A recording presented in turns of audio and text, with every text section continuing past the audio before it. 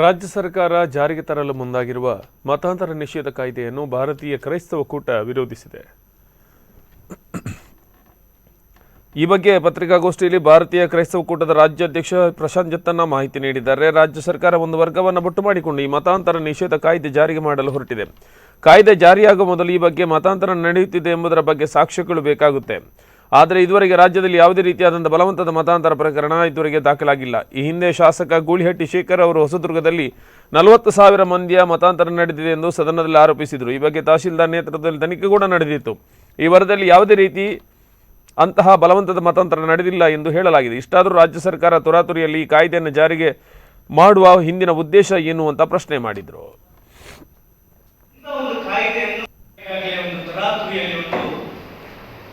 ಮತಾಂತರ ನಿಷೇಧ ಕಾಯ್ದೆಯನ್ನು ತರಲಿಕ್ಕೆ ಹೊರಟಿದೆ.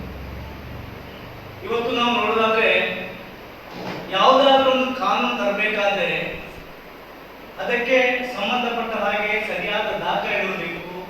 ಅದಕ್ಕೆ ಪೂರಕವಾಗಿರತಕ್ಕಂಥ ಒಂದು ಕಾನೂನು ರೀತಿಯಲ್ಲಿರ್ತಕ್ಕಂಥ ಒಂದು ಏನಾದರೂ ಅವರಿಗೆ ಪ್ರೂಫ್ ಬೇಕಂತ.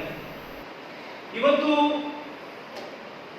ಈ ಮತಾಂತರ ನಿಷೇಧ ಕಾಯ್ದೆಯಲ್ಲಿ ನೋಡುವಾಗ ಯಾವುದೇ ರೀತಿಯಲ್ಲಿ ಕೂಡ ಒಂದು ಸರ್ಕಾರದ ಮಟ್ಟದಲ್ಲಿ ಕಾನೂನಿನ ಮಟ್ಟದಲ್ಲಿ ಅಥವಾ ಕಂಪ್ಲೇಂಟ್ ಆಗಿರೋದಿರಬಹುದು, ಯಾವುದೇ ರೀತಿಯಲ್ಲಿ ಕೂಡ ಯಾವುದೇ ಪ್ರೂಫ್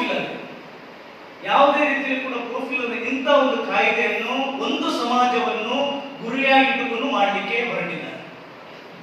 ಎಲ್ಲರೂ ಕೇಳ್ತಿದ್ರು, ಯಾಕೆ ನೀವು ಕ್ರೈಸ್ತರು ಮಾತ್ರ ಈ ಒಂದು ಮತಾಂತರ ಕಾಯ್ದೆಯನ್ನು ವಿರೋಧಿಸ್ತೀರಿ ಎಂಬುದಾಗಿ. ನಮ್ಮ ಮೇಲೆ ಗುರಿಯಾಗಿಟ್ಟುಕೊಂಡು ಇದನ್ನು ಮಾಡಿದ್ದಾರೆ ಅಂತ ಹೇಳಿಕೆ ನಾನು ಇಷ್ಟಪಡ್ತೀನಿ. ನಮ್ಮ ಜಿಲ್ಲೆ ಉಡುಪಿಯಲ್ಲಿ ಇತ್ತೀಚೆಗೆ ಪರ್ಕಳದಲ್ಲಿ ಆತ್ಮಹತ್ಯೆ ನಡೆಯಿತು. ಈ ಆತ್ಮಹತ್ಯೆಯಲ್ಲಿ ಕೂಡ ಹೇಳ್ತಾರೆ ಕ್ರೈಸ್ತ ಮಿಷನರಿಗಳ ಇದರಲ್ಲಿ ಪಾಲುದಾರಿಕೆ ಇದೆ ಎಂಬುದಾಗಿ ನೇರವಾಗಿ ಕ್ರೈಸ್ತರನ್ನ ಗುರಿಯಾಗಿ ಇಟ್ಟುಕೊಂಡು ಹೇಳ್ತಾರೆ.